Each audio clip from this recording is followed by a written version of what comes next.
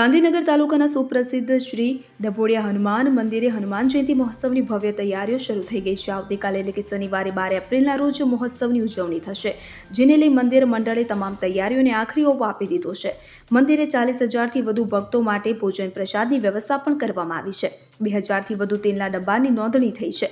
આ તેલથી હનુમાનજી દાદાનો મહારુદ્રાભિષેક કરવામાં આવશે। આ વર્ષે તેલ ચડાવવાનો નવો રેકોર્ડ સર્જાશે તેવી સંભાવના છે। અંદાજે 5 લાખથી વધુ ભક્તોની ભીડને ધ્યાનમાં રાખીને પોલીસનો ચુસ્ત બંદોબસ્ત ગોઠવવામાં આવશે। ગામમાં પ્રવેશતા તમામ માર્ગો પર પાર્કિંગની વ્યવસ્થા કરવામાં આવી છે। તો હેલિકોપ્ટર દ્વારા હનુમાનજીની શોભાયાત્રા નીકળશે। બપોરે 12 વાગ્યાની મહાઆરતી સમયે મંદિર ઉપર પુષ્પવર્ષા થશે। આ માટે હેલિપેડ તૈયાર કરવામાં આવ્યું છે। હાલમાં મંદિરમાં બુંદીના લાડુ પ્રસાદ બનાવવાનું કામ શરૂ થઈ ગયું છે। આવતીકાલ શનિવાર અને હનુમાન જયંતિનો મહાસંયોગ હોવાથી વધુ ભક્તો આવવાની સંભાવના છે। દર વર્ષે બપોરે 12 વાગ્યે 101 દીવાની મહાઆરતીમાં લાખો ભક્તો ઉમટી પડે છે। ડભોડિયા હનુમાનજી મંદિર વિશ્વ પ્રસિદ્ધ બની રહ્યું છે। અહીં વીઆઈપી ભક્તોની સંખ્યા પણ મોટી છે। હનુમાનજી દાદા ભક્તોની મનોકામના પૂર્ણ કરે છે તેવી માન્યતા છે।